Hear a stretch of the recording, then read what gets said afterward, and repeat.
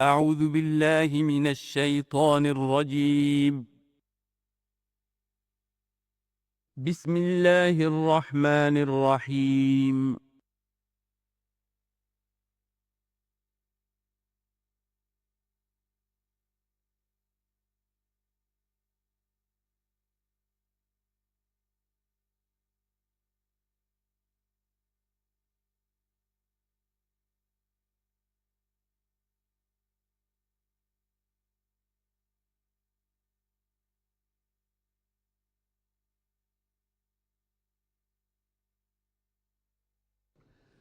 اعوذ باللہ من الشیطان الرجیم، بسم اللہ الرحمن الرحیم۔ سورۃ النصر کے بارے میں اکثر لوگوں کا خیال یہ ہے کہ یہ مدنی ہے، میری ذاتی رائے یہ کہ یہ بھی مکی ہے، اس لیے کہ یہاں بھی اصول وہ ہے اذا جاء نصر اللہ والفتح، جب آ جائے مدد اللہ کی اور فتح۔ میں اس سورت کو جوڑتا ہوں سورۃ الانشراح ہی کے اس آخری حصے سے، فَإِذَا فَرَغْتَ فَانصَبْ وَإِلَىٰ رَبِّكَ فَارْغَب۔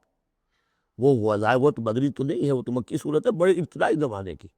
یہ تو خبر دی جا رہی ہے کہ ایک وقت آئے گا، اور پیش کی خبر دی گئی محمد رسول اللہ صلی اللہ علیہ وسلم کو، ایک وقت آئے گا آپ اپنے مشن میں کامیاب ہو جائیں گے اور فارغ ہو جائیں گے۔ فَإِذَا فَرَغْتَ فَانصَبْ وَإِلَىٰ رَبِّكَ فَارْغَب۔ اسی رنگ میں یہ بھی ہے اِذَا جَاءَ نَصْرُ اللَّهِ وَالْفَتْحُ، جب آ جائے مدد اللہ کی اور فتح۔ وَرَأَيْتَ النَّاسَ يَدْخُلُونَ فِي دِينِ اللَّهِ أَفْوَاجًا، اور آپ دیکھ لیں لوگوں کو داخل ہوتے ہوئے اللہ کے دین میں فوج در فوج۔ فَسَبِّحْ بِحَمْدِ رَبِّكَ وَاسْتَغْفِرْ، تو پھر اس وقت آپ ہمہ وقت ہمہ تن اپنے رب کے استغفار اور تحمید میں لگ جائیے گا۔ ابھی تو یہ مشقتیں جھیلنی ہیں، ابھی تو یہ رسالت کے فرائض، آگے بڑھ کر جو مدنی دور میں جنگیں آنی ہیں، جو سخت مراحل آنے ہیں، ابھی آپ کو یہ جھیلنے ہوں گے۔ اِنَّهُ كَانَ تَوَّابًا، یقیناً اللہ تعالیٰ بہت توبہ کو قبول فرمانے والا ہے۔ ان میں چونکہ قرآن مجید میں جو مختلف مصاحف ہیں اس میں جو چیز لکھا ہوتی ہے اوپر کہ یہ مکی ہے یہ مدنی ہے، تو لوگ سمجھتے ہیں شاید یہ کہ بالکل یوں سمجھیے کہ طے شدہ چیزیں ہیں، حالانکہ کم صورتیں قرآن مجید کی جو بڑی بڑی صورتیں ان کے بارے میں تو تیقن کے ساتھ معلوم ہے، لیکن یہ کہ بعض جو چھوٹی صورتیں ان کے بارے میں بہت سے اقوال آپ کو تفسیر کی کتابوں میں مل جائیں گے۔ میں نے جتنی بھی بارہ تحقیق کی ہے میرے نزدیک یہ بھی مکی ہے، مدنی نہیں ہے، یہ بھی ایک خبر دی جا رہی ہے جیسے کہ سورہ انشراح میں۔ اس کی وجہ یہ کہ پھر آ رہی ہیں مکی صورتیں۔ بسم اللہ الرحمن الرحیم، تبت یدا ابی لہب وتب، بالکل ابتدائی زمانے کی صورت ہے۔ ٹوٹ گئے ہاتھ ابو لہب کے اور وہ برباد ہو گیا خود۔ واقعہ یہ ہے کہ جب حضور کو اوپر وہ آیت نازل ہوئی جو ہم نے پڑھی ہے سورہ ہجر میں، فاصدع بما تؤمر، پہلے 3 سال تک آپ نے دعوت جو دی ہے وہ لو کی، جسے ہم کہیں گے، کبھی بھی آپ کی دعوت انڈر گراؤنڈ نہیں تھی، اس کو تو سمجھ لیجئے، یہ تو لفظ استعمال کرنا ہی غلط ہے، لو کی۔ اور لو کی میں کیا تھا؟ پرسنل تعلق، پی پی کالز، لوگوں سے جن سے بھی تعلقات تھے، انفرادی گفتگو میں آپ اپنی دعوت پیش کر رہے تھے۔ پھر حکم آ گیا فاصدع بما تؤمر، اب ڈنکے کی چوٹ کہیے۔ تو آپ کھڑے ہوئے کوہ صفا پر، آپ نے نعرہ لگایا وا صباحا، یہ وہاں کا دستور تھا، تفصیل سے میں یہ بیان کر چکا ہوں، سارا واقعہ بیان نہیں کر سکتا۔ تو اس وقت لوگ لبک کر آئے اور ابو لہب بھی آیا آپ کا چچا۔ جب حضور نے وہاں اپنی دعوت پیش کی تو اس نے کہا تبا لک لہذا جمعتنا، ہم سمجھے تھے کوئی بڑی اہم بات تم نے بتانی ہوگی تو ہمیں بلایا ہے، ہم پہنچ گئے ہیں اور تم نے ہمیں اس کام کے لیے جمع کیا تھا، تو تمہارے ہاتھ ٹوٹ جائیں۔ معاذ اللہ ثم معاذ اللہ، نقل کفر نہ باشد۔ چونکہ حضور بنو ہاشم کو 2 دفعہ گھر بلا کر کھانا کھلا چکے تھے، تو اسے تو معلوم تھا یہ دعوت کیا تھی، لیکن یہ جو طریقہ آپ نے اختیار کیا تھا وہ تھا جیسا کہ وہاں پر عام الارم کے طور پر ہوتا تھا کہ کوئی فوج کی خبر آئے، کوئی فوج حملہ آور ہونے والی ہے، تو جس شخص کے پاس بھی وہ خبر پہنچ جاتی تھی وہ کپڑے اتار کے مادر ذات برہنہ ہو کر کسی اونچے مقام پر کھڑا ہو کر نعرہ مارتا تھا وا صباحا، ہائے وہ صبح جو آنے والی ہے، غارت گری والی صبح۔ تب لوگ سب دوڑتے تھے، جہاں تک آواز پہنچ گئی، جہاں تک نگاہ دیکھ رہی ہے کہ ننگا کھڑا ہوا ایک آدمی اونچائی کے اوپر، دوڑتے تھے لوگ کہ کیا خبر ہے اس کے پاس۔ حضور معاذ اللہ دنگے ہونے کا کوئی سوال نہیں تھا، لیکن آپ نے آدھی بات ان کی اختیار کر لی جس کے اندر کوئی قباحت نہیں ہے، کہ آپ کھڑے ہوئے اور آپ نے وا صباحا کا نعرہ لگایا۔ وہ صبح قیامت کی خبر دے رہے ہیں، وہ خبر دیتے تھے جو صبح ہوتی تھی غارت گری کی، دشمن آ کر حملہ کرے گا، لیکن وہ بھی تو صبح قیامت ہے۔ بات کوئی تو ہنسی کی نکلے، خندہ صبح قیامت ہی صحیح، صبح قیامت بھی تو ہے نا آخر۔ تو اس نے کہا آپ تمہارے ہاتھ ٹوٹ جائیں، تم نے اس کام کے لیے بلایا تھا۔ تو فرمایا تبت یدا ابی لہب وتب، اے نبی جیسے آپ کے دشمن جنہوں نے آپ کو کہا کہ اس کی تو دم ہی کٹ گئی، وہ ہوں گے جن کی دمیں کٹ جائیں گی، جن کا نام لیوا کوئی نہیں رہے گا۔ اسی طریقے سے جس نے کہا ہے کہ آپ کے ہاتھ ٹوٹ جائیں، ہاتھ اس کے ٹوٹ گئے۔ یہ تو چند سال کے بعد کی بات ہے، لیکن حقیقت میں عالم غیب میں تو اس کے ہاتھ کٹ چکے ہیں، وہ تب اور وہ برباد ہو چکا ہے۔ ما اغنی عنہ مالہ وما کسب، کچھ کام نہیں آئے گی اس کا، نہ اس کا یہ مال اور نہ وہ کمائی جو اس نے کی ہے ساری عمر اور جمع کیا ہے۔ سیصلی نارا ذات لہب، وہ جھونکا جائے گا آگ میں جو بھڑکتی ہوئی آگ ہے۔ اور لہب کا لفظ جو ہے اس کے اپنے نام میں بھی شامل تھا، یہ صنعت لفظی کہلائے گی، ابو لہب، کیونکہ وہ بہت ہی سرخ و سفید رنگت کا، بہت جیسے کہ انگارے جیسا اس کا رنگ تھا، اور آنکھیں بھی بڑی بڑی تھی، نہایت حسین و جمیل انسان تھا، اور اس کی بیوی بھی ام جمیل تھی، بہت ہی خوبصورت عورت تھی، اور یہ دونوں جو ہے یہ سمجھیے کہ بڑی ایلیٹ کلاس تھی اس معاشرے کی، اس کے پاس منصب تھا، یہ خزانہ وزیر خزانہ تھا حرم کا، چنانچہ اس کے بارے میں مشہور تھا کہ اس میں سے اس نے سونے کے بنے ہوئے ہرن چرا لیے ہیں۔ اخلاقی طور پر اس کا جو ہے وہ بدنامی اس درجے کی تھی، لیکن یہ کہ حرم کا خزانہ جو تھا وہ اس کے تحویل میں تھا، تو بڑا اونچا منصب دار تھا۔ تو اس کے لیے یہ کہا کہ جیسے یہ دہتا ہوا انگارہ ہے، اس کو رنگ ہم نے دیا ہے، ایسی ہی دہتی ہوئی آگ میں ہم اس کو جھونکیں گے، وامرأتہ، اور اس کی بیوی کو بھی۔ کیوں؟ یہ بھی اتنی ہی دشمن تھی حضور کی جتنا کہ ابو لہب دشمن تھا حضور کا، بلکہ یہ کہنا مشکل ہے کہ بیوی زیادہ دشمن تھی یا یہ کہ یہ شوہر زیادہ دشمن تھا، دونوں۔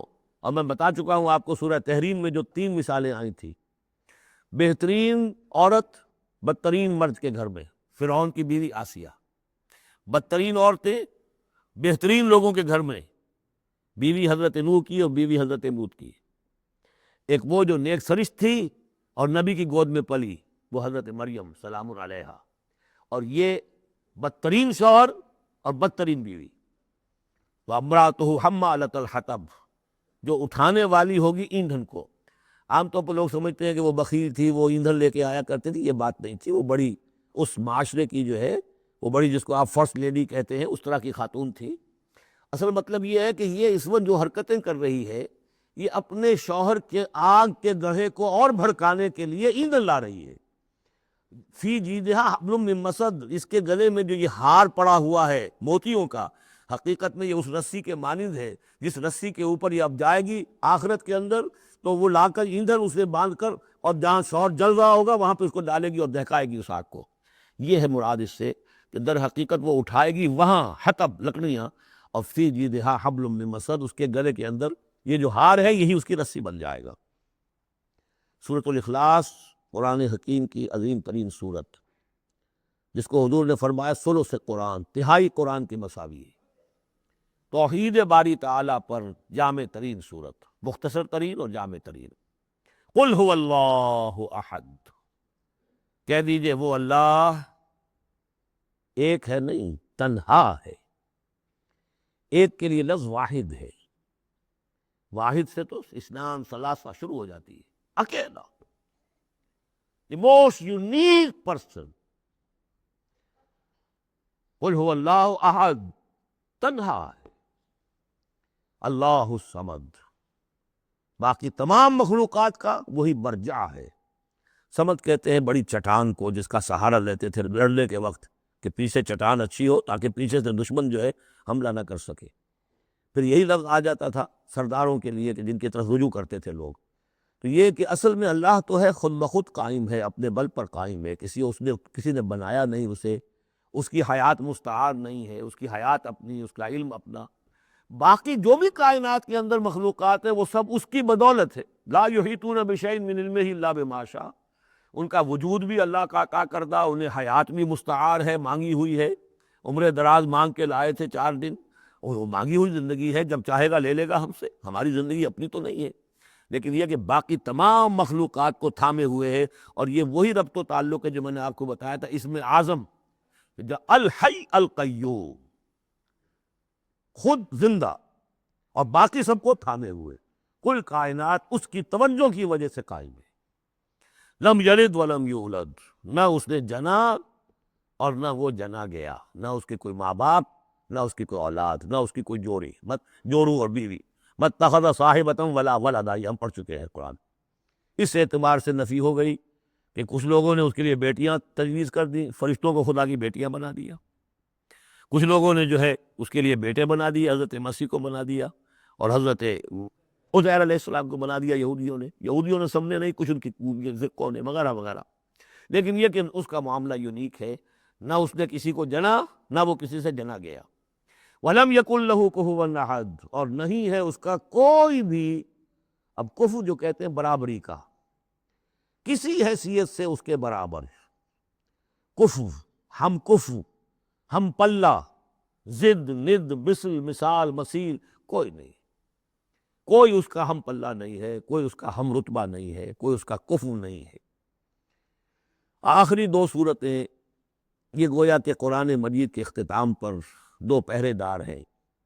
یہ دو صورتیں ہیں کہ جو اصل میں مدنی صورتیں ہیں، نازل ہوئی ہیں مدینہ منورہ میں، اور ان کا زمانہ نزول کے اعتبار سے شان نزول بھی ہے کہ ان کا حضور پر ایک مرتبہ جادو کیا گیا تھا، تو اس جادو کے اثرات کو ظاہر کرنے کے لیے یہ آیات پھر اتری ہیں، اور حضور نے پھر جب ان کی بات بار بار تلاوت کی ہے تو وہ جادو کے اثرات ہیں۔ یہودی نے کیا تھا جادو آپ پر، جس سے آپ کچھ چیزیں بھول جاتے تھے، کافی آپ کو دیر کو تکلیف رہی ہے۔ صحیح بخاری کے اندر یہ روایت موجود ہے۔ ہمارے جلیل کچھ ریشنلسٹ ہیں اور جو خاص طور پر منکر حدیث ہیں، وہ سمجھتے ہیں کہ اس میں تو توہین ہے رسول کی، کہ جادو کا اثر ہو سکتا ہے۔ رسول بھی اس اعتبار سے بشر ہوتے تھے، تلوار کا اگر کاری زخم پڑا ہے تو خون نکلا، اور خون نکل گیا تو زوفتاری ہوا، زوفتاری ہوا تو بے ہوشی بھی ہوئی ہے۔ یعنی یہ جسم جو ہے ان کا، اس کے اعتبار سے جو بھی بخار آپ کو چڑھا ہے، بخار میں تکلیف ہوئی ہے، عالم نظم میں نہایت شدید تکلیف ہوئی ہے، تو اس حوالے سے یہ نہ سمجھیے کہ وہ بشریت کے جو لوازم ہے وہ ختم ہو جاتے ہیں، لیکن اللہ تعالیٰ کی طرف سے انہیں ایک مقام ملا ہے، ایک عصمت ملی ہے، ایک بزرگی ہے، وہ اپنی جگہ پر ہے۔ تو جادو کا وہ واقعہ بالکل صحیح ہے جو ہوا ہے، لیکن اس کے لیے اب یہ دو صورتیں ہیں، اور یہاں خاص طور پر نوٹ کر لیجئے کہ یہ معوذتین، یہ ایک صورت بھی ہو سکتی تھی، لیکن قرآن حکیم میں جو عام مزاج ہے کہ صورتیں جوڑوں جوڑوں کی شکل میں ہیں، تو دو حصوں میں تقسیم کر دیا۔ اور اس کی تقسیم کیا ہے؟ ایک وہ چیزیں ہیں جو انسان پر باہر سے حملہ آور ہوتی ہیں، اور ایک چیز وہ ہے جو انسان کے اپنے اندر سے حملہ آور ہوتی ہے۔ ان دونوں کو دو علیحدہ چیزوں میں رکھ کر اور سکھایا گیا ہمیں کہ تم ہمیشہ اللہ کی پناہ طلب کرتے رہا کرو ان چیزوں کے اثرات سے، ان چیزوں کے اثرات بد سے اپنے آپ کو بچانے کے لیے۔ بسم اللہ الرحمن الرحیم، قل اعوذ برب الفلق، کہو کہ میں پناہ میں آ گیا صبح کے رب کی۔ فلق، فلق ویسے تو یہ لفظ ہم پڑھ چکے ہیں سورہ انعام میں، فالق الاصباح، رات کی تاریکی کا پردہ پھٹتا ہے اور سپیدہ سحر نمودار ہوتا ہے، یا گٹھلی، فالق الحب والنوائب، تو وہ جو گٹھلی ہوتی ہے وہ بھی پھٹتی ہے تو اس میں سے دو پتیاں نکلتی ہیں تو درخت بنتا ہے۔ اس اعتبار سے فلق سے مراد یہاں صرف صبح نہیں ہے، بلکہ جو اگلی صورت میں آ رہا ما خلق، جو بھی کچھ اس کائنات میں اس نے پیدا کیا ہے، در حقیقت وہ عدم کا پردہ چاک کر کے اس کو وجود بخشا ہے۔ عدم سے، عدم محض سے، کریشن ایکس نہیلو، بغیر کسی شے کے کسی شے کو بنانا۔ تو قل اعوذ برب الفلق من شر ما خلق، میں پناہ میں آتا ہوں اس کے تمام مخلوقات کی پناہ سے۔ اب آپ غور کیجئے، مخلوق ظاہر بات ہے خالق کی طرح کامل تو نہیں ہو سکتی، مخلوق کے اندر کوئی نہ کوئی پہلو جو ہے وہ کمی کا، تقصیر کا، نقص کا رہ جائے گا۔ تو گویا کہ ہر مخلوق میں شر کا پوٹینشل ایلیمنٹ موجود ہے۔ یہ دوسری بات ہے کہ اللہ تعالیٰ کسی کو سہارا دے دے، کسی کو اپنی طرف سے عصمت عطا کر دے، اپنی طرف سے خصوصی پروٹیکشن عطا کر دے، پوٹینشلی خلق جو ہے وہ گویا کہ مستلزم ہے، اس کے ساتھ شر کے اندر کا پہلو موجود ہوگا۔ قل اعوذ برب الفلق من شر ما خلق، یعنی وہ شر جو ہے خود اپنی جگہ پر کوئی علیحدہ مستقل وجود رکھنے والی شے نہیں ہے، بلکہ وہ شر جو ہے خلق کے اندر جو کمی کا پہلو ہے۔ جیسے ہم نے انسانوں کے بارے میں پڑھا، خلق الانسان من عجل، انسان کی سرشت میں جلد بازی ہے۔ خلق الانسان ضعیفا، انسان کمزور پیدا کیا گیا ہے۔ وہ جو اس کا ہے، جو اس کا فطرت والا پہلو ہے، جو روحانی پہلو ہے، وہ تو ہے انا خلقنا الانسان فی احسن تقویم، لیکن جو یہ حیوانی پہلو ہے اس کا جو مادی وجود ہے، اس میں تو ذوق بھی ہے۔ ان الانسان خلق ہلوعا اذا مسہ الشر جزوعا واذا مسہ الخیر منوعا، یہ تمام چیزیں جو ذہن میں رکھیے۔ قل اعوذ برب الفلق من شر ما خلق، جو بھی مخلوقات ہیں ان میں سے جو بھی شر کا پہلو ہے، میں اس سے اے پروردگار تیری پناہ میں آتا ہوں۔ ومن شر غاسق اذا وقب، خاص طور پر یہ رات کو ڈھانپ لینے والی جو ہے رات، اندھیرا، ظاہر بات ہے اسی پھر رات کے پردے میں چوری بھی ہے، ڈاکہ بھی ہے، اسی میں پھر غول بیابانی جو ہیں، شیاطین جن ہیں، ان کا بھی جو حرکتیں ہوتی ہیں، پھر یہ ساری چیزیں جو ہیں اسی کے سلسلے من شر غاسق اذا وقب، سانپ بچھو وغیرہ بھی اسی وقت نکلتے ہیں، ومن شر النفاثات فی العقد، اور جو عورتیں گانٹھیں باندھ کر پھونکے مارتی ہیں، یہ جو بھی ٹونے ٹوٹکے ہوتے ہیں اس کی وجہ سے لوگوں کو نقصان پہنچایا جاتا ہے، گویا کہ یہ بھی اس کے اندر بھی کوئی حقیقت ہے، یہ سفلی عملیات بھی ہیں، ان کے بھی اثرات ہیں۔ جیسے کہ ہم جانتے ہیں کہ جادو جو ہے حق ہے، برحق ہے، اگرچہ کفر ہے، شراب کی تاثیر ہے لیکن حرام ہے، کچھ نہ کچھ حقیقت ان لکیروں میں بھی ہے، لیکن ہمیں روک دیا گیا کہ ان کے چکر میں مت پڑو۔ یہ جو منجمی ہے، نجوم کی حرکت، اس میں بھی کچھ نہ کچھ حقیقت ہے لیکن روک دیا گیا۔ تو کسی چیز کا ہونا بالفعل یہ اور شے ہے، لیکن اس کا جائز ہونا یہ اور شے ہے۔ تو بالفعل یہ عملیات ہیں جیسے اچھے اعمال ہیں، اور ان کو جو ہے کوئی اچھے اوراد ہیں، اچھے وظائف ہیں، تو ان کے کچھ اثرات جو ہیں اچھے ہو سکتے ہیں۔ اسی طریقے سے اس قسم کی چیزوں میں جادو کے جو کلمات ہوتے ہیں ان کی بھی تاثیر ہے، اور وہ جو عورتیں جو ہے وہ جادو کرتے ہوئے، جس کو ہم کہتے ہیں کہ وہ تعویذ گنڈا وغیرہ جو ہوتا ہے، پھر وہ اس میں پھونکے مارتی ہیں، تو اللہ تعالیٰ سے میں ان کے شر سے بھی پناہ چاہتا ہوں۔ وَمِن شَرِّ حَاسِدٍ إِذَا حَسَدَ، اور حسد کرنے والے کے شر سے بھی میں اللہ کی پناہ طلب کرتا ہوں، جبکہ وہ حسد اپنا استعمال کرے۔ اگر حسد ہے دل کے اندر ہے تو بات اور ہے، حسد کو بروئے کار لائے وہ، اور وہ انسان کے درپے ہو جائے اس حسد کی وجہ سے اسے کوئی نقصان پہنچانے کو۔ اور اسی کتابیں ہے عین، العین حق، کہ اگر انسان اس حاسدانہ نگاہ سے کسی کو دیکھتا ہے اس کے بھی اثرات ہوتے ہیں، اور اس دیکھنے کے بھی کچھ برے اثرات جو ہیں وہ ظاہر ہو جاتے ہیں۔ تو یہ تمام چیزیں اپنی جگہ پر ہیں، لیکن ان سے پناہ کرنے کے لیے آپ لمبے چوڑے کوئی اور سلسلوں میں نہ پڑیں، یہی معوذتین اللہ نے جو محمد رسول اللہ کو تلقین فرمائے، سارا دار و مدار ان پر ہونا چاہیے۔ تعمذ کرتے رہیں، اس لیے کہ ہم پڑھ چکے ہیں سورہ بقرہ میں کہ حضرت سلیمان کے زمانے میں جنات جو تھے انہوں نے یہ سارے کام شروع کیے تھے، اور لوگ ان سے سیکھتے تھے جادو ٹونا، اور آج بھی نقش سلیمانی کے نام سے بکتے ہیں اس قسم کے جو بھی تعویذات ہوتے ہیں، اور وہ ایک دھندا بنا ہوا ہے۔ تو اس کو لوگوں نے سیکھا، اور وہ لوگ جو ہے آج بھی ہمارے ہاں یہ چیزیں چل رہی ہیں، لیکن یہ چیزیں حرام کی گئی ہیں، اور کہا گیا ہے کہ کوئی کسی کو نقصان نہیں پہنچا سکتا جب تک کہ اللہ کا اذن نہ ہو۔ اگر یہ یقین انسان کے دل میں ہو تو پھر اسے کوئی نقصان نہیں ہوگا۔ اور ویسے تو یہ ہے کہ تکلیف اللہ کی طرف سے کسی وقت آ سکتی ہے، بغیر اس کے کہ کوئی اور آپ کو پہنچائے، اللہ کی طرف سے خود بھی آ سکتی ہے۔ سورۃ الناس اب یہ آخری سورت ہے، میرے نزدیک یہ آخری گروپ جو ہے سورتوں کا جو سورہ ملک سے شروع ہوا ہے۔ یہ دونوں پارے جو ہے یہ سوائے ان دو صورتوں کے سب مکیات پر مشتمل ہیں صورتوں پر، اور صرف یہ دو صورتیں جو ہیں یہ مدنیات ہیں۔ اور ریسیپروکل نوٹ کر لیجئے، پہلا گروپ جو تھا اس میں مکی صورت صرف ایک تھی، سورہ فاتحہ، اور مدنی صورتیں 6.25 پارے پر پھیلی ہوئی، سورہ بقرہ، آل عمران، نساء اور مائدہ۔ اس کے بالکل برعکس ریسیپروکل نسبت یہاں ہے کہ یہاں پر یہ دو صورتیں ہیں چھوٹی چھوٹی، باقی دونوں پارے جو ہیں سب کی مکی صورتوں پر مشتمل ہیں، اور اس آخری صورت کا جوڑ مل جائے گا پہلی صورت کے ساتھ، یہ بھی میں آپ کو بتا دوں گا۔ بسم اللہ الرحمن الرحیم، قل اعوذ برب الناس، کہیے کہ میں پناہ میں آتا ہوں جو تمام انسانوں کا رب ہے اس کی پناہ میں۔ ملک الناس، صرف رب ہی نہیں ہے، بادشاہ ہے، تمام انسانوں کا بادشاہ ہے۔ الہ الناس، تمام انسانوں کا معبود ہے۔ من شر الوسواس الخناس، اس وسوسہ کرنے والے خناس کی جو پیچھے چھپ جاتا ہے، الذی یوسوس فی صدور الناس، جو لوگوں کے سینوں میں وسوسہ اندازی کرتا ہے، اس کے شر سے پناہ مانگتا ہوں۔ یہ جو شیطان لعین ہے جس کے بارے میں آتا ہے کہ ان الشیطان یجری من الانسان مجری الدم، حضور کی حدیث ہے یہ شیطان تو اس طریقے سے انسان کے وجود میں سرایت کر جاتا ہے جیسے کہ خون سرایت کر رہا ہے۔ یہ شیطان جو ہے، اور یہ آپ وہ بھی پڑھ چکے ہیں، وَلَقَدْ خَلَقْنَا الْإِنسَانَ وَنَعْلَمُ مَا تُوَسْوِسُ بِهِ نَفْسُهُ، ہم نے انسان کو بنایا، ہم جانتے ہیں کہ اس کا نفس امارہ جو ہے، اڈ اور لبیڈو، اس کو اندر کیا وسوسہ اندازی کرتا رہتا ہے۔ تو شیطان کو بھی کوئی اور اختیار حاصل نہیں ہے، ہمارے اپنے سفلی داعیات، ہمارے جو اینیمل انسٹنکٹس ہیں، ہماری جو خواہشات ہیں، شہوات ہیں، ان کو وہ بھڑکاتا ہے، جس کے لیے حدیث میں آتا ہے کہ اس کی تھوتنی جو ہے وہ زمین جو وہ دل کے اوپر ٹکا کر پھونکے مارنی شروع کرتا ہے تاکہ وہ شہوت میں اشتعال پیدا ہو جائے اور سفلی جذبات میں اشتعال پیدا ہو جائے۔ اس کی اس کو اللہ تعالیٰ نے طاقت دی ہے۔ یہ ہے مسوسہ، مسواس الخناس۔ اور خناس کیوں کہا؟ اگر آپ ذکر کریں گے لا حول ولا قوت الا باللہ، فوراً بھاگ جائے گا۔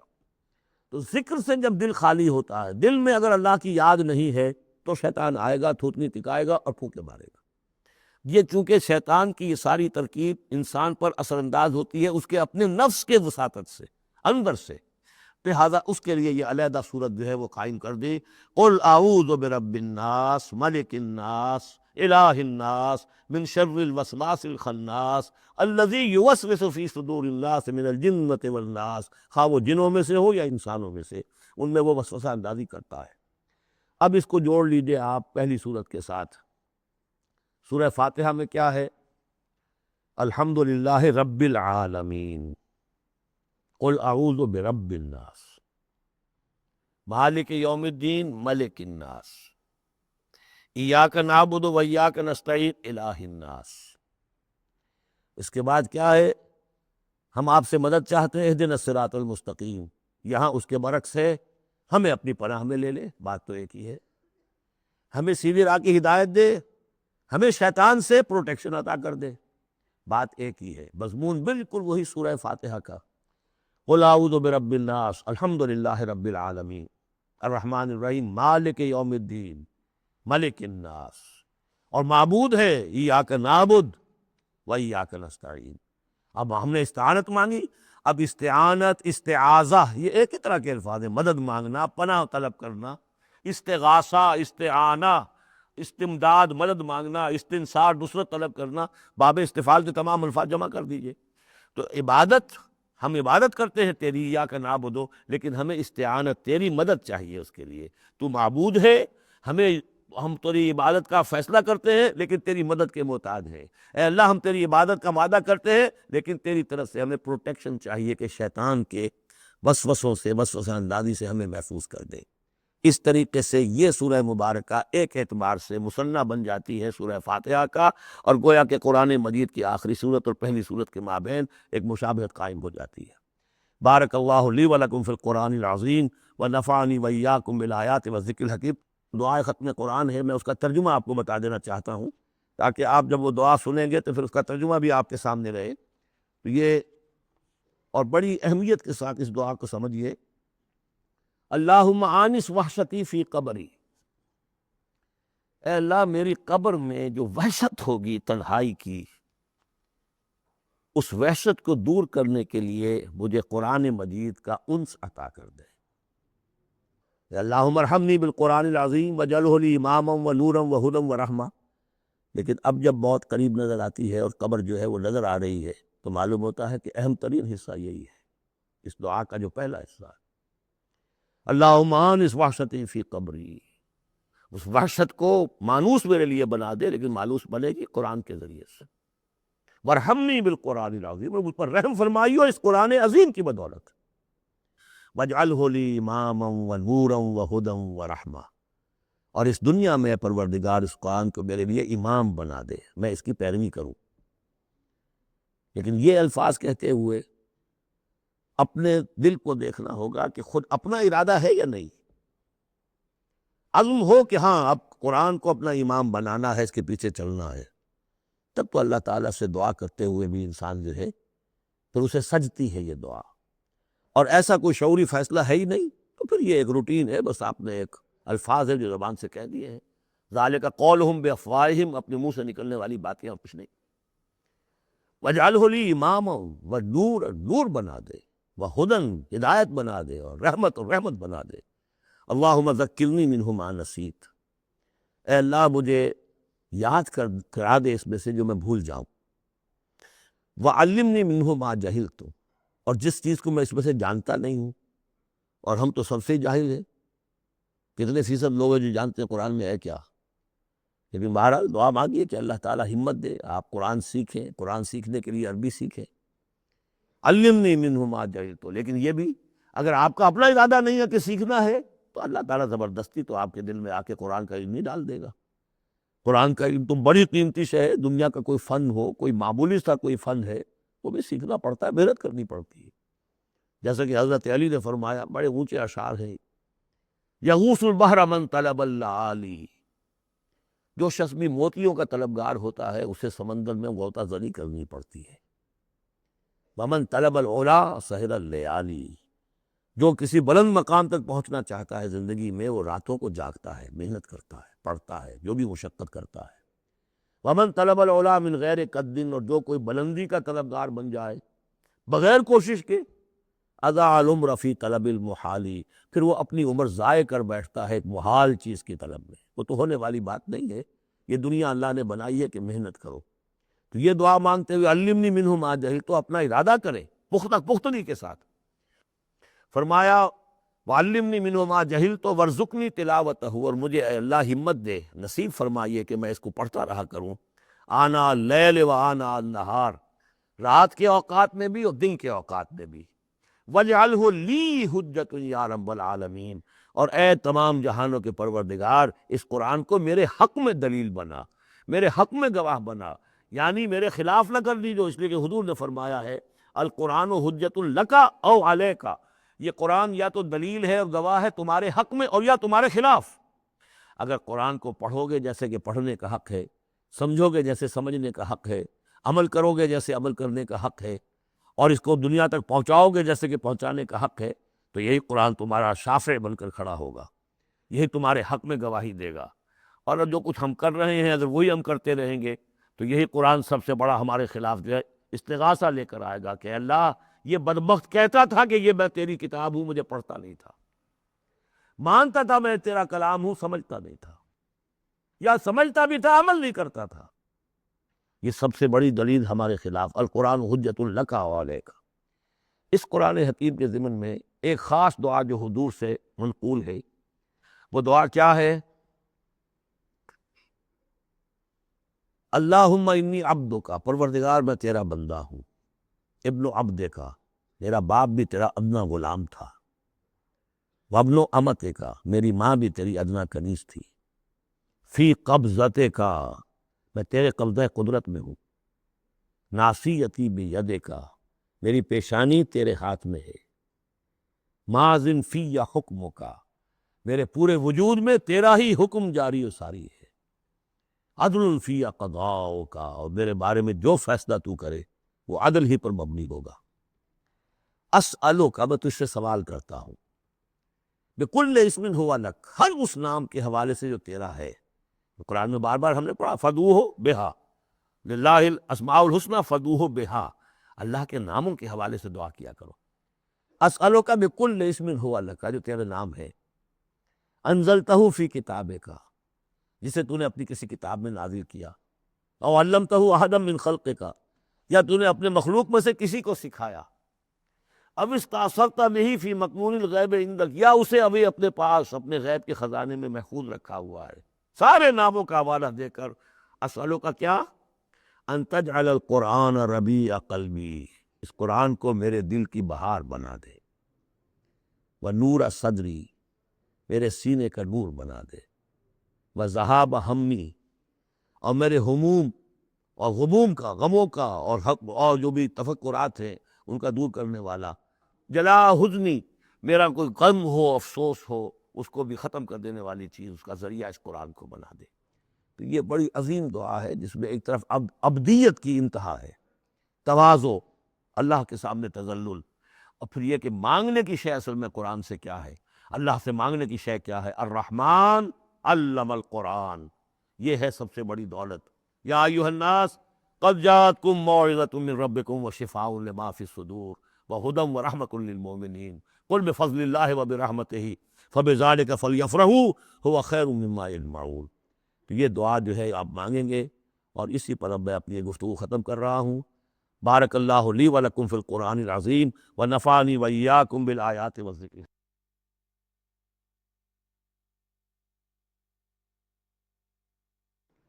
الحمدللہ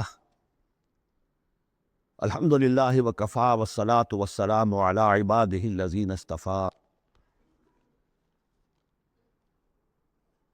خصوصاً علی افضلہم وخاتم النبیین محمد الامین وعلی آلہ وصحبہ اجمعین.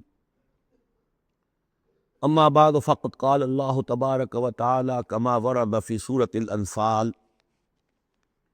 اعوذ باللہ من الشیطان الرجیم بسم اللہ الرحمن الرحیم یا ایھا الذین آمنوا استجیبوا للہ وللرسول اذا دعاکم لما یحییکم واعلموا ان اللہ یحول بین المرء وقلبہ وانہ الیہ تحشرون واتقوا فتنة لا تصیبن الذین ظلموا منکم خاصہ واعلموا ان اللہ شدید العقاب. واذکروا اذ انتم قلیل مستضعفون فی الارض تخافون ان یتخطفکم الناس فآواکم وأیدکم بنصرہ ورزقکم من الطیبات لعلکم تشکرون. یا ایھا الذین آمنوا لا تخونوا اللہ والرسول وتخونوا اماناتکم وانتم تعلمون واعلموا انما اموالکم واولادکم فتنہ وان اللہ عندہ اجر عظیم. صدق اللہ العظیم. رب اشرح لی صدری ویسر لی امری واحلل عقدۃ من لسانی یفقہوا قولی. اللہم ربنا الہمنا رشدنا واعذنا من شرور انفسنا. اللہم ارنا الحق حقا وارزقنا اتباعہ وارنا الباطل باطلا وارزقنا اجتنابہ. اللہم وفقنا لما تحب وترضى.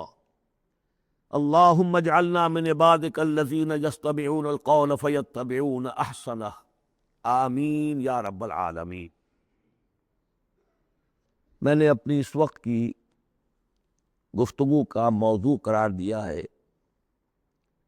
بحالات موجودہ مسلمانان پاکستان کے لیے قرآن حکیم کی عملی رہنمائی. قرآن مجید میں کہیں گفتگو مشرکین سے ہو رہی ہوتی تھی، کبھی منافقین سے ہو رہی ہوتی تھی، کبھی منکرین آخرت سے ہو رہی ہوتی تھی، کبھی یہود سے، کبھی نصارہ سے، کبھی مسلمانوں سے. اور یہ کہ مکی صورتوں کا اپنا رنگ اور انداز ہے اور مدنی صورتوں کا اپنا رنگ اور انداز ہے. پھر اس میں احکام الہیہ بھی آئے ہیں، عبادات کے ضمن میں آئے ہیں، معاشرتی احکام آئے ہیں، آئلی قوانین آئے ہیں، سیاسی ہدایات آئی ہیں. اب جیسے تو یہ کہ زندگی کے ہر گوشے کے لیے اور ہر آنے والے دور کے لیے اس میں ہدایت ہے، لیکن اس وقت میں نے جو عنوان معین کیا ہے وہ دو اعتبارات سے بحالات موجودہ اور خاص طور پر مسلمانان پاکستان کے لیے قرآن حکیم کی عملی رہنمائی کیا ہے. لیکن یہ کہ قرآن مجید کی وہ رہنمائی کہ جو ابدی ہے، ہمیشہ کے لیے ہے، اساسی ہے، بنیادی ہے، جو زمان و مکان کے حدود سے ماورا ہے، میں چاہتا ہوں کہ پہلے اسے بھی چند نکات کی شکل میں اس کا خلاصہ آپ کے سامنے رکھ دوں. قرآن مجید کی وہ جو تعلیم ہے ابدی، ماورائے زمان و مکان، ہر دور، ہر ملک، ہر زمانے کے مسلمان کے لیے وہ کیا ہے؟ پہلی بات یہ ہے کہ اللہ کا حق ادا کرے. اور اللہ کا حق کیا ہے؟ توحید. توحید ایک عقیدے کی توحید ہے، اس کو مانے کہ وہ ایک ہے، اپنی ذات میں تنہا ہے، کوئی اس کا مد مقابل اور کفو نہیں ہے، نہ اس کی صفات میں نہ اس کی ذات میں. لیکن یہ کہ ایک ہے توحید عملی.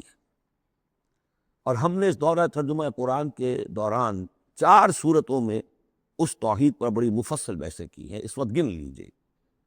ایک ہے عقیدے کی توحید، ایک ہے عملی توحید. عملی توحید 4 نکات پر مشتمل ہے.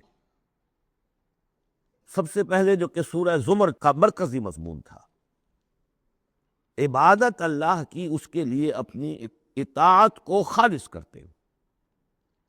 عبادت میں نماز، روزہ یہ سب بھی شامل ہیں، لیکن یہ کہ وہ عبادت جس کے ساتھ اطاعت اللہ کی خالص نہیں ہو رہی. اطاعت منقسم ہے، کہیں اپنے نفس کی اطاعت ہو گئی اللہ کی اطاعت کو پس پوش ڈال کر. فرمایا افرأیت من اتخذ الہہ ہواہ، کیا تم نے دیکھا اس شخص کو جس نے اپنے خواہش نفس کو ہی خدا بنا رکھا ہے؟ وہ مطاع ہے اس کا، کہتا ہے لا الہ الا اللہ اور بنا رکھا ہے خواہش نفس کو الہ۔ وما امروا الا لیعبدوا اللہ مخلصین لہ الدین حنفاء، عبادت اللہ کی لیکن اس کے لیے اپنی اطاعت کو خالص کرتے ہوئے۔ اب اس میں یہ ہے کہ وہ خالص اطاعت کلی اطاعت ہوگی، یا ایھا الذین آمنوا ادخلوا فی السلم کافہ۔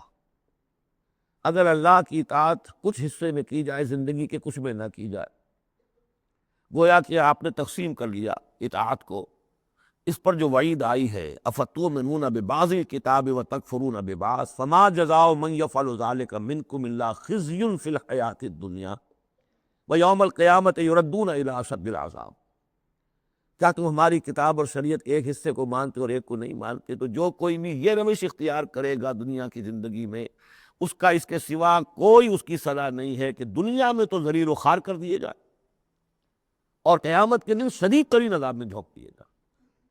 تو یہ عبادت ہوگی مخلصین لہ الدین۔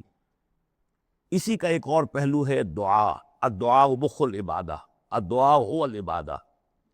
سورہ مومن کا مرکزی مضمون وہ تھا فادعوا اللہ مخلصین لہ الدین، دعا تو کرو لیکن تم اطاعت بھی خالص اس کی کرتے ہو کہ نہیں؟ اگر وفاداری تمہاری اللہ کے ساتھ پوری نہیں تو کس منہ سے دعا کر رہے ہو؟ وہ حدیث میں سنا چکا ہوں کہ ایک شخص حج کے لیے پہنچ گیا ہے اور وہ پہنچا ہوا ہے جبل رحمت پر اور ہاتھ اٹھا کے دعائیں مانگ رہا ہے، یا رب یا رب وَأَنَّىٰ يُسْتَجَابُ لِذَٰلِكَ، اس کی دعا کیسے قبول ہو؟ وَمَطْعَمُهُ حَرَامٌ وَمَلْبَسُهُ حَرَامٌ وَغُذِّيَ بِالْحَرَام، اس کا کھایا ہوا حرام کا ہے، پہنا ہوا حرام کا ہے، اس کا جسم حرام کی آمدنی سے اور اس کے کھانے پینے سے بنا ہوا ہے۔ تو دعا مخ العبادہ هو العبادہ، لیکن دعا بھی وہی کہ جو مخلصین لہ الدین، اس حال میں کی جا رہی ہو کہ بندے نے یکسو ہو کر اپنی کل اطاعت کو اللہ کے لیے بنا دیا۔ اس سے اگلا قدم ہوتا ہے ان فرد سے ایک دوسرے فرد کو دعوت، اب اسی کے داعی بن کر کھڑے ہو جاؤ، اب لوگوں کو بھی اسی کی دعوت دو، وہ بھی اللہ کی بندگی کریں مخلصین لہ الدین، وہ بھی اللہ کو پکارے مخلصین لہ الدین۔ وَمَنْ أَحْسَنُ قَوْلًا مِّمَّنْ دَعَا إِلَى اللَّهِ وَعَمِلَ صَالِحًا وَقَالَ إِنَّنِي مِنَ الْمُسْلِمِينَ، یہ سورہ حامی سجدہ کی مرکزی آیت ہے۔ چوتھا اور آخری مرحلہ یہ ہے کہ یہ کیسے ہوگی مخلصین لہ الدین کی پوزیشن، اگر جس ملک میں آپ رہ رہے ہیں وہاں قانون تو کسی اور کا چل رہا ہے، عدالتیں اس قانون پر فیصلے کر رہی ہیں، نظام جو ہے معاشی وہ کسی اور نظام پر چل رہا ہے، وہ سودی کاروبار ہو رہا ہے اور سودی لین دین ہو رہا ہے، پورا بزنس اس پر ہے، پوری انڈسٹری اسی پر ہے، پوری حکومت اس پر ہے۔ تو ہم بھی تو اسی کے فرد ہیں نا، شہری ہیں اسی ملک کے، اسی ریاست کے، اسی معاشرے میں رہتے ہیں۔ تو یہ مقصد تو اسی وقت پورا ہوگا جبکہ پورے نظام زندگی پر اللہ کی اطاعت کا سکہ قائم ہو جائے۔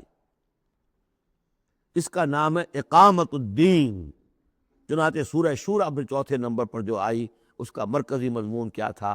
شرع لکم من الدین ما وصی بہ نوحا والذی اوحینا الیک وما وصینا بہ ابراہیم وموسیٰ وعیسیٰ ان اقیموا الدین ولا تتفرقوا فیہ۔ اس لیے کہ قرآن مجید تو کہتا ہے ومن لم یحکم بما انزل اللہ فاولئک هم الکافرون، ہماری عدالتوں میں فیصلے اللہ کے قانون کے مطابق تو نہیں ہو رہے، تو فیصلے کرانے والے، فیصلے کرنے والے، فیصلے ماننے والے، فیصلے ایگزیکیوٹ کرنے والے، فیصلوں کی تنفیذ کرنے والے، وہ سب کیا ہوئے؟ ومن لم یحکم بما انزل اللہ فاولئک هم الظالمون، وہی تو مشرک ہے۔ ومن لم یحکم بما انزل اللہ فاولئک هم الفاسقون، وہی تو باغی ہیں ہمارے۔ تو مطلب یہ ہے کہ اس صورتحال سے نکلنے کی صرف ایک شکل ہے، دین کو قائم کرنے کی جد و جہد ہمہ تن ہمہ وقت، اس نظام باطل کو ریکنسائل نہ کیا جائے اس سے ذہناً قلباً۔ live under it if you have to live it but under protest، اگر کوئی اور راستہ نہیں ہے under protest رہے کہ میں نے اس نظام کو قبول نہیں کیا، میں اسے تسلیم نہیں کرتا، میں اس سے استفادہ کروں گا جو کم سے کم ہے میرے بقا کے لیے، اور اپنی ساری توانائی، اپنی ساری قوت، اپنی ساری طاقت، اپنی ساری صلاحیت، اپنے سارے وسائل اور ذرائع اس نظام کو بے خبن سے اکھیڑ کر اس کی جگہ پر اللہ کا دیا ہوا نظام قائم کرنے کے لیے وقف کر۔ اس کے علاوہ کوئی شکل نہیں ہے۔ اسی کے نام ہے تکبیر رب، رب کو بڑا کرو، وربک فکبر۔ اسی کا مطلب ہے، اسی لیے حضور بھیجے گئے، هو الذی ارسل رسولہ بالہدی ودین الحق لیظہرہ علی الدین کلہ، اسی کے لیے آیا قاتلوہم حتی لا تکون فتنۃ ویکون الدین کلہ للہ۔ یہ تمام اصطلاحات ہیں، عباراتنا شتیٰ وحسن کا واحد مطلب کیا ہے؟ دین کو قائم کرو، دین کے مکمل نظام کو برپا کرو، تاکہ زندگی اپنے تمام ایسپیکٹس، اپنے تمام پہلوؤں سمیت انفرادی اور اجتماعی زندگی کے تمام گوشے اللہ کی اطاعت کے اندر آ جائے۔ اس کے بغیر اللہ کا حق ادا نہیں ہو سکتا۔ پہلا کام ہے اللہ کا حق ادا کرنا، اسی لیے فرمایا وما خلقت الجن والانس الا لیعبدون، لیکن اس عبادت کے یہ لوازم ہیں، فاعبدوہ مخلصین لہ الدین، فادعوہ مخلصین لہ الدین، اسی کی دعوت دوسروں کو دو، ادع الی سبیل ربک بالحکمۃ والموعظۃ الحسنۃ وجادلھم باللتی احسن، اور اللہ کے دین کو بتمام و کمال قائم کرنے کے لیے تلمندل لگا دو۔ اب آئیے، اللہ کے بعد دوسرا حق ہم پر ہے رسول کا صلی اللہ علیہ وسلم، جن کی بدولت ہمیں یہ ہدایت نصیب ہوئی، ہمارے ماں باپ کو ان کے ماں باپ سے ملی، ان کو ان کے ماں باپ سے ملی۔ اس میں حضور صلی اللہ علیہ وسلم کی محنتیں ہیں، آپ کے صحابہ کی، محمد رسول اللہ والذین معہ، کیسی کیسی مشقتیں جھیلی ہیں، تب یہ دین پھیلا تھا اور تب یہ دین غالب ہوا تھا۔ ان کا کیا حق ہے ہمارے اوپر؟ ویسے میں ساری حقوق تو یہاں بیان نہیں کر سکتا، لیکن ایک بات جان لیجئے کہ چونکہ محمد صلی اللہ علیہ وسلم بھیجے گئے تمام دنیا کے لیے اور قیامت تک کے لیے انسانوں کے لیے رسول، 5 مرتبہ آیا ہے، جن میں سب سے نمایاں آیت یہ 2 آیتوں تو اکثر لوگوں کو یاد ہوں گی، وما ارسلناک الا رحمۃ للعالمین وما ارسلناک الا کافۃ للناس بشیرا ونذیرا۔ اب نبی صلی اللہ علیہ وسلم نے بنفس نفیس اپنی رسالت کے فرائض ملک عرب اور قوم عرب کی حد تک تو پورے کر دیے، باقی دنیا کے لیے اس وقت بھی اور آنے والے ہر انسان کے لیے یہ فریضہ رسالت امت کے کندھے پر ڈال گئے، جبکہ آخری حج میں گواہی لے کر الا هل بلغت، اور جواب مل گیا انا نشهد انک قد بلغت وادیت ونصحت، اور اس کے بعد آپ نے فرمایا اب یہ بوجھ میرے کندھے سے تمہارے کندھے پر آ گیا۔ تو اگر ہم امتی ہیں تو مقروض ہیں محمد کے صلی اللہ علیہ وسلم، اگر یہ خواہش ہے کہ ان کی شفاعت ملے تو ان کا حق ادا کرنا ہو۔ وَكَذَلِكَ جَعَلْنَاكُمْ أُمَّةً وَسَطًا لِتَكُونُوا شُهَدَاءَ عَلَى النَّاسِ وَيَكُونَ الرَّسُولُ عَلَيْكُمْ شَهِيدًا۔ اس کے کم سے کم 2 تقاضے۔ پہلا تقاضا تو ایک قرآن کی تبلیغ کر دینا ایک ایک فرد نوع بشر کو اس امت کے ذمے ہے، اگر قرآن پہنچایا نہیں تو محمد کی رسالت کا پیغام ان تک نہیں پہنچا، امت کیا جواب دے گی قیامت کے دن؟ اے اللہ، ان کے حوالے تھا کام، یہ قرآن کے کسٹوڈینز تھے۔ حضور نے فرمایا تھا فَلْيُبَلِّغِ شَاهِدُ الْغَائِبَ، میں تمہیں قرآن دے کر جا رہا ہوں، قَدْ تَرَكْتُ فِيكُم مَا إِنْ اعْتَصَمْتُم بِهِ لَن تَضِلُّوا أَبَدًا، اب پہنچاؤ اسے۔ تو ایک تو ہے قرآن کا پہنچانا، اور دیکھیے وہ یاد کر لیجیے سورہ انعام کی آیت اوحی الی ھذا القرآن لانذرکم بہ ومن بلغ، یہ قرآن مجھ پر وحی کیا گیا تاکہ تمہیں بھی خبردار کر دوں، اور جن تک یہ قرآن پہنچ جائے اس تک گویا کہ میرا انذار پہنچ جائے گا، لیکن پہنچائے گا کون؟ میرا امت ہی پہنچائے گا۔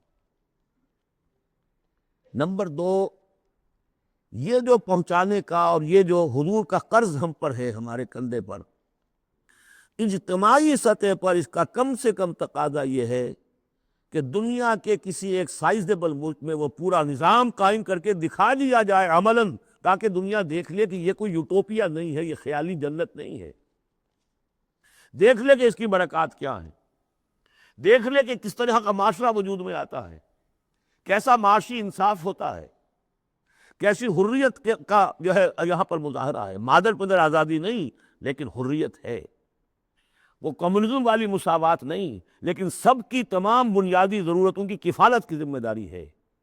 حضرت عمر نے فرمایا کہ اگر کوئی کتا بھی بھوکا مر گیا دجلہ و فرات کے کنارے تو عمر ذمہ دار ہوگا۔ وہ ساری خوبیاں جن کے لیے کہ انسان دوڑ رہا ہے، بھاگ رہا ہے، کبھی مشرق، کبھی مغرب، کبھی فرینچ ریولوشن، کبھی بولشوک ریولوشن، یہ سب کاہے کے لیے؟ In search of a just social order. ظلم سے، ایکسپلائٹیشن سے بچ کر کسی طریقے سے کوئی نظام ایسا ہو کہ جس میں عدل ہو، انصاف ہو، اکویٹیبل ڈسٹریبیوشن آف ویلتھ ہو۔ جب تک ہم اس کو قائم کر کے نہیں دکھا دیں گے، ہم یہ نہیں کہہ سکیں گے کہ ہم نے اللہ کے نبی کا حق ادا کر دیا۔ دنیا کہے گی یہ کہتے ضرور ہے ہمارے پاس اعلیٰ نظام ہے، اگر واقعتاً سمجھتے تو قائم نہ کرتے اپنے ہم، تو ہماری کیفیت جو ہے وہ ہمارے اس قول کی نفی کر دے۔ گویا کہ اللہ کا حق بھی ادا نہیں ہوتا جب تک کہ پورا نظام قائم نہ کیا جائے، اور رسول کا قول بھی ادا نہیں ہوتا جب تک کہ اللہ کے دین کا پورا نظام قائم نہ کیا۔ اب آئیے تیسرا حق ہے بندوں کا، حقوق العباد، جس کے بارے میں کہا گیا کہ اللہ تعالیٰ اپنے حقوق میں تو کوئی کمی برداشت بھی کر لے گا، معاف بھی کر دے گا، لیکن بندوں کے نہیں۔ بندوں کا حق کیا ہے؟ بندوں کا حق یہ ہے کہ انہیں عدل ملے، انصاف ملے، ان کے حقوق غصب نہ کیے جائیں۔ اس کے لیے دیکھیے قرآن مجید جو ہم نے پڑھا ہے، کس ریپیٹیشن کے ساتھ بات آئی ہے، جو چیز کہ ہمارے ذہنوں سے نکل گئی۔ ہم نے مذہب کو بنا دیا ہے صرف آخرت کی چیز، اسلام اس دنیا کی شے ہے، ہم نے بنا دیا اسے آخرت کی شے۔ لہذا نتیجہ کیا نکلا ہے کہ لوگوں نے کہا، مارکس نے کہا، religion is the opium of the masses. اب سب کچھ آخرت میں مل جائے گا، یہاں ظلم سہ لو، برداشت کر لو، سرمایہ داروں کے، جاگیرداروں کے، اور جو سرداران قبائل ہیں ان کے سب ظلم سہو، برداشت کرو، اور تمہیں اللہ کے یہاں آخرت میں مل جائے گا۔ قرآن کا نظریہ تو یہ نہیں۔ قرآن کا ہم پڑھ چکے، سورہ آل عمران میں فرمایا اللہ خود قائما بالقسط ہے، عدل کا قائم کرنے والا۔ انبیاء کو کیوں بھیجا؟ اللہ اکبر، وہ آیت سورہ حدید کی آیت نمبر 25، لقد ارسلنا رسلنا بالبینات وانزلنا معهم الکتاب والمیزان لیقوم الناس بالقسط۔ ہم نے اپنے رسول بھیجے معجزات دے کر، ہم نے کتاب نازل فرمائی، ہم نے میزان نازل فرمائی، حقوق اور فرائض کا توازن، حقوق اور فرائض کا توازن ہو۔ کس لیے یہ سب کچھ ہم نے نازل کیا؟ یہ کھکیڑ کس لیے بول لیا؟ Was it an exercise in futility? لیقوم الناس بالقسط، تاکہ لوگ عدل پر قائم ہوں۔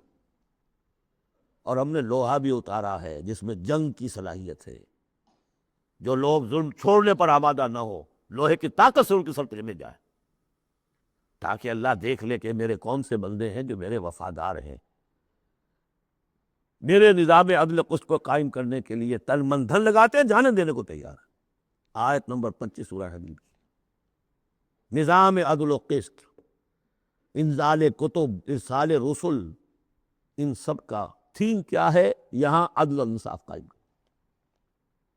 حضور سے کہہ دیا گیا، یہ سورہ شورا کی آیت یاد کر دیجیے، آیت نمبر 15، کہہ دیجیے وَأُمِرْتُ لِأَعْدِلَ بَيْنَكُمْ، دیکھو میں تمہارے مابین عدل قائم کرنے آیا ہوں۔ مسلمانوں سے کہا گیا سورہ نساء میں، یا ایھا الذین آمنوا کونوا قوامین بالقسط شہداء للہ، اہل ایمان عدل کو، قسط کو قائم کرنے والے بن کر کھڑے ہو جاؤ پوری طاقت کے ساتھ، اور اللہ کی گواہی دو، اس لیے کہ اللہ جو ہے وہ خود قائم بالقسط ہے، اس کی گواہی اسی طرح ہوگی کہ تم اس کے نظام عدل و قسط کو قائم کرو۔ یہی مضمون پھر دوہرا کر سورہ مائدہ میں آ گیا، یا ایھا الذین آمنوا کونوا قوامین للہ شہداء بالقسط، کھڑے ہو جاؤ اللہ کے لیے۔ لیکن اللہ کے لیے کھڑا ہونا کیا ہے؟ اللہ کو کھانا دینا ہے، روٹی دینی ہے، کیا دینا ہے؟ اللہ کے لیے کھڑے ہو جانے کا مطلب ہے اس کے دیے ہوئے نظام عدل و قسط کو قائم کرو۔ یہ ہے دین، جس کا یہ پہلو جو ہے سرے سے نگاہوں سے اوجھل ہے۔ انسانوں کا حق ہے ان کو ظلم سے نجات دلائی جائے۔ حضور کی اپنی شان تھی، یضع عنہم اصرہم والاغلال التی کانت علیہم، آ کے آپ نے دنیا کو وہ جو طوق ان کے گردنوں میں پڑے ہوئے تھے، بادشاہوں کی غلامی کے طوق، ان سے نجات دلائی، سرمایہ داروں کی غلامی کے طوق، اس سے نجات دلائی، سود کی جڑ کاٹ کر سرمایہ داری کی جڑ کاٹ دی، اور بادشاہت کی جڑ کاٹ کر برابر، تم سب کے سب برابر ہو، بادشاہ صرف ایک وہ ہے، سروری زیبا فقط اس ذات بے ہمتا کو ہے، حکمراں ہے ایک وہی باقی بتانے آدری، یا ایھا الناس کونوا عباد اللہ اخوانا، سب کے سب اللہ کے بندے بن جاؤ، تم میں سے کوئی آقا نہیں ہے، سب کے سب بندے بن جاؤ، آپس میں بھائی بھائی بن۔ اور اس کی آخری بات آپ کو بتاؤں گا، سعد ابن ابی وقاص رضی اللہ تعالیٰ عنہ جب مسلمانوں نے حملہ کیا ایران پر، تو رستم سپہ سالار افواج جو تھا ایران کا، اس نے یہ سوال کروایا، یہ آپ ہم پر کیوں چڑھ دوڑے؟ پہلے بھی آپ عرب لوگ تھے، بدوی بدو لوگ تھے، کبھی کبھی لوٹ مار کر کے لے جایا کرتے تھے، آتے تھے لوٹ مار کیا اور چلے گئے، یہ استفا والی جان نہیں چھوڑ رہے ہو، کیا وجہ؟ سعد ابن ابی وقاص رضی اللہ تعالیٰ عنہ غالباً رشتے میں حضور کے ماموں لگتے ہیں، اور صحابی اتنے درجے کے ہیں، عشرہ مبشرہ میں سے ہیں، اور ایک چیز صحابی ہے حضور کا جس کے لیے حضور نے کہا ہے کہ تم پر میرے ماں باپ قربان۔ غزوہ احد میں جب حضور پر نرغہ ہوا ہے اور ہر طرف سے دشمن نے حملہ کیا ہے، یہ 7 تیر چلا رہے تھے اور روک رہے تھے دشمنوں کو، اس وقت حضور نے فرمایا ہے 7 تیر چلائے جاؤ، تم پر میرے ماں باپ قربان۔ یہ شان ہے ان کی۔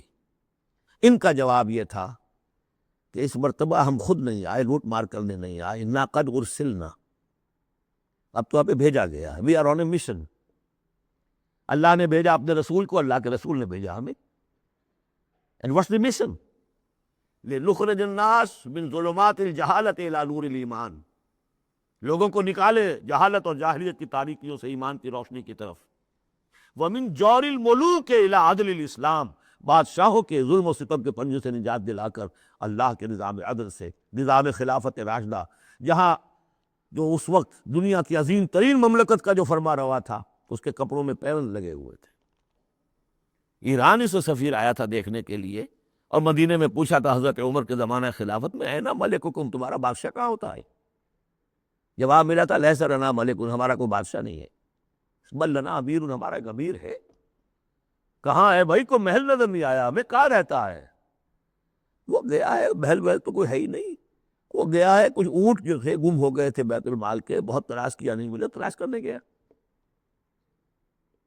وہ نظام کوئی وجہ تھی کہ گاندھی نے 1937 میں کہا تھا، جب پہلی مرتبہ پروونشل الیکشنز ہوئے ہیں ہندوستان میں، اور فرسٹ انسٹالمنٹ دی ہے انگریزوں نے سیلف رول کی انڈینز کو، اور تقریباً پورے ہندوستان میں کانگریس کی وزارتیں بنی ہے، ہریجن میں جو اس نے مقالہ لکھا تھا کہ میں آپ لوگوں کے سامنے ابو بکر اور عمر کی مثال پیش کرتا ہوں، فالو دیم۔ جادو وہ جو سر چڑھ کر بولے۔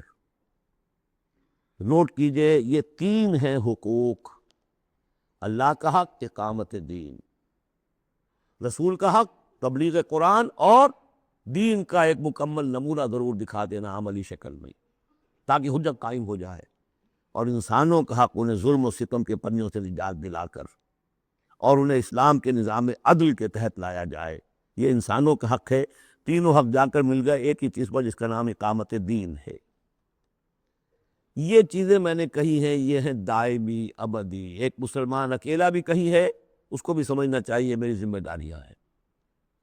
شروع کریں، آج کریں، کل ایک اور آدمی مل جائے گا، 2 ہو جائیں گے، ایک اکیلا 2 جماعت، ایک اکیلا 2 11۔ نہیں کامیاب ہوتا کوئی بات نہیں، فرض تو وہ ہے کہ ادا کرنا ہے، کامیابی ناکامی 950 برس تک حضرت نوح دعوت دیتے رہے، ناکام رہے، اس معنی میں ویسے تو کامیاب وہی ہوئے، باقی قوم جو ہے ہلاک ہو گئی، لیکن اس معنی میں تو ناکام رہے، کوئی پرواہ نہیں۔ اب میں چاہتا ہوں کہ اب پاکستان کے خاص کانٹیکسٹ میں آ کر بات کروں۔ پہلی بات تو یہ سمجھیے، اپنی خودی پہچان ہو غافل افغان۔ یہ پاکستان کس شے کا نام ہے؟ کیا یہ دنیا میں دوسرے جو مسلمان ممالک ہیں ویسے ہی مسلمان ملک ہے، یا اس کی کوئی خصوصی اہمیت ہے، کوئی خصوصی حیثیت ہے، کوئی امتیازی مقام اور مرتبہ ہے؟ اور یہ بھی سارا کچھ میں آپ کے سامنے رکھوں گا قرآن مجید سے۔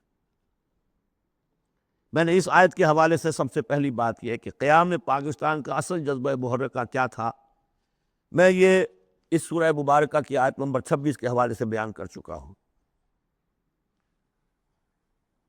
وَاذْكُرُوا إِذْ أَنْتُمْ قَلِيلٌ مُسْتَضْعَفُونَ فِي الْأَرْضِ، ذرا یاد کرو اے مسلمانوں جب تم ہندوستان میں، اب میں اس کی جو ہے تفسیر نہیں کر رہا کہ جب یہ نازل ہوئی یہ صورت اس کا کیا مطلب، اس کے الفاظ کا جو عموم ہے اس کے حوالے سے جس طرح یہ پاکستان کی تحریک کے اوپر 100% منطبق ہو رہی ہے اسے سمجھیے۔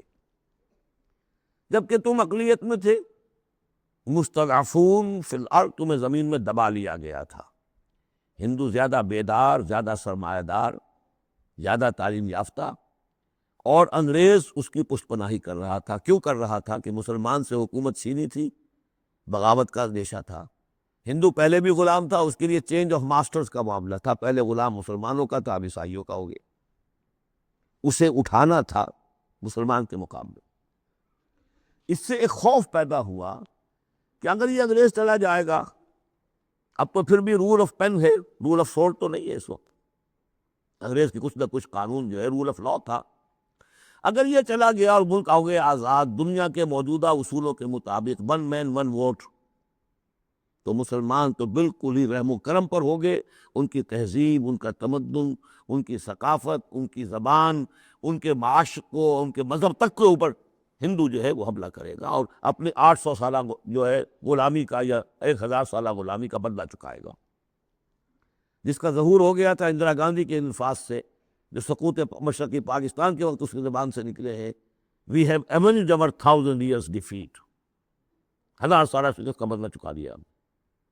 یہ تھا خوف۔ وَاذْكُرُوا إِذْ أَنْتُمْ قَلِيلٌ مُسْتَضْعَفُونَ فِي الْأَرْضِ تَخَافُونَ أَنْ يَتَخَطَّفَكُمُ النَّاسُ فَآوَاكُمْ، اللہ نے تمہیں پناہ دی، پاکستان دیا، 2 ٹکڑے دیے، تم اس میں آؤ اور پناہ لو۔ وَأَيَّدَكُمْ بِنَصْرِهِ، اور اپنی نصرت سے تمہاری تائید فرمائی، اور رَزَقَكُم مِّنَ الطَّيِّبَاتِ، اور تمہیں طیبات کا رزق دیا، لعلکم تشکرون، تاکہ تم شکر کرو۔ اس کے علاوہ ایک بات سمجھ لیجئے، مسلمانوں کو ہندوؤں کے اس غلبے سے بچانے کے لیے ایک شرط لازم یہ تھی کہ مسلمان ایک جماعت کے جھنڈے تلے جمع ہو، ورنہ ان کی کوئی سیاسی حیثیت نہیں۔ کانگریس جیسی طاقت، بڑی منظم جماعت، سرمایہ اس کے پیچھے، تعلیم یافتہ لوگ اس کے پیچھے، انگریز کی سپورٹ اس کی، تو اس میں مسلمانوں کے لیے تو جب تک کہ وہ یکجان نہ ہو جائے اور پوری ان کی قوت مسلم لیگ کے جھنڈے تلے نہ آ جائے، پاکستان کیسے بن جائے گا؟ اور یہ معلوم تھا کہ چاہے اصل تو محرک ہمارا یہی ہے کہ دباؤ سے بچ جائیں، ان ہندوؤں کے دباؤ سے، ثقافتی، مذہبی، لسانی دباؤ سے، معاشی دباؤ سے بچ جائیں، لیکن یہ ہے کہ مسلمانوں کو یکجا کرنے کے لیے نعرہ لگا، پاکستان کا مطلب کیا؟ لا الہ الا اللہ۔ وہ بات جو میں نے ابھی کہی تھی کہ حضور کا قرض ادا نہیں ہو سکتا جب تک کہ ہم ایسا نہ کریں، وہی بات ہے جو اقبال نے کہی تھی 1930 کے خطبے میں، کہ مجھے یہ یقین ہے کہ ہندوستان کے شمال مغرب میں ایک آزاد مسلمان ریاست قائم ہوگی، اور اگر ایسا ہو گیا تو ہمیں موقع مل جائے گا کہ اسلام کی تعلیمات پر جو پردے پڑ گئے ہیں دور ملوکیت میں، انہیں ہٹا کر اصل تعلیم کا نقشہ دکھا دیتے ہیں۔ ہندوستان نے تو دیکھی مغلوں کی حکومت، خلجیوں کی حکومت، افغانوں کی حکومت، لونیوں کی حکومت، خلافت راشدہ تو نہیں دیکھی نا۔ ہم چاہتے ہیں پاکستان میں وہ نظام قائم کرے، یہی قائد اعظم نے کہا تھا۔ پاکستان اس لیے چاہتے ہیں کہ اسلام کے اصول حریت و اخوت و مساوات کی ایک عملی نمونہ دنیا کے سامنے پیش کرے۔ اور پھر جو دعائیں مانگی گئی تھی، بہت سے جو میری عمر سے کم عمر کے لوگ ہیں انہیں تو بہرحال یاد نہیں ہو سکتا، لیکن میری عمر کے لوگ یا مجھ سے بڑوں کو تو یاد ہے، ہم نے نعرے لگائے، دعائیں مانگی گڑگڑا گڑگڑا کر، اور وہ دعائیں یہ تھیں کہ اے اللہ تو ہمیں یہ بوجھ دے دے، ہم تیرے دین کا بول بالا کریں۔ 52 برس پاکستان کے ہو گئے، اس میں کتنا اسلام ہم نے نافذ کیا ہے؟ کہاں ہے وہ اصول حریت و اخوت و مساوات؟ وہی سودی نظام، وہی جاگیرداری نظام، خواجہ از خون رگے مزدور سازد لال لاب، از جفائے دہ خدایاں کشت دہ خانہ خراب، انقلاب انقلاب۔ یہ اقبال کہتا ہوا مر گیا۔ سرمایہ دار نے مزدور کے رگوں سے سرخ خون کشید کر کے شراب بنائی ہے جسے وہ شام کو بیٹھ کر پیتا ہے، اور زمیندار اور جاگیردار وہ کسانوں کی جو محنت کا اور خون پسینے کی کمائی اسے وہ عیش کر۔ انقلاب انقلاب، لیکن وہ ماول میں رسول انقلاب تو نہیں آئے، وہی تھا۔ گویا کہ ہم نے اللہ سے بد عہدی کی، اس بد عہدی کی سزا کیا ہے؟ نفاق ہم پر مسلط کر دیا گیا۔ سورہ توبہ کی 3 آیات منافقین کی خاص قسم بیان فرمائی، وَمِنْهُمْ مَنْ عَاهَدَ اللَّهَ، جنہوں نے اللہ سے عہد کیا تھا، لَئِنْ آتَانَا مِنْ فَضْلِهِ، اگر اللہ ہمیں فضل سے نواز دے گا، غنی کر دے گا، لَنَصَّدَّقَنَّ وَلَنَكُونَنَّ مِنَ الصَّالِحِينَ، خوب صدقہ خیرات کریں گے، بالکل نیک ہو جائیں۔ لیکن جب اللہ تعالیٰ نے انہیں نواز دیا تو کیا کیا؟ بخلوا بہ، پھر انہوں نے بخل سے کام لیا، وتولوا، پھر موڑ لی، وہم موردون، اعراض کیا۔ نتیجہ کیا نکلا؟ فَعَاقَبَهُمْ نِفَاقًا فِي قُلُوبِهِمْ، اللہ نے ان کے دلوں میں نفاق ڈال دیا۔ اور نفاق وہ بیماری ہے، قرآن میں کہا گیا ہے ان المنافقین فی الدرک الاسفل من النار، جہنم کے سب سے نچلے طبقے میں، وہی جو اشد العذاب، یوم القیامت یردون الی اشد العذاب، اگر پورے دین پر کاربند نہیں ہوگے تو قیامت کے دن شدید ترین عذاب میں جھونکے جاؤ گے۔ ان المنافقین فی الدرک الاسفل من النار، اور منافقین کے بارے میں ہم نے سورہ توبہ میں بھی آیت پڑھ لی، سورہ منافقون میں بھی پڑھ لی۔ ان کے لیے اے نبی آپ 70 مرتبہ بھی استغفار کریں گے تو میں معاف نہیں کروں گا۔ استغفر لهم او لا تستغفر لهم ان تستغفر لهم 70 مرۃ لن یغفر اللہ لهم۔ اس نفاق کی 3 شکلیں ہیں۔ نفاق باہمی، وہ ایک قوم ایک نہیں رہی، اب ڈھونڈ اب اس کو چراغ رخ زیبا لے کر، اب وہ قومیتوں میں تحلیل ہو گئی، عصبیتیں، ایتھنک، لنگوسٹک، پروونشل، قوم کہاں ہے؟ تحلیل۔ نفاق باہمی، ایک نفاق کردار، جو حضور نے فرمایا کہ 3 نشانیاں ہیں منافق کی، اگر تینوں چیزیں ہو تو وہ کٹر منافق ہے، خواہ نماز پڑھتا ہو، روزہ رکھتا ہو اور اپنے آپ کو مسلمان سمجھتا ہو۔ بخاری کی اور مسلم کی روایت ہے، جب بولے جھوٹ بولے، جب وعدہ کرے خلاف ورزی کرے، اور جب کہیں امین بنا دیا جائے تو خیانت کرے۔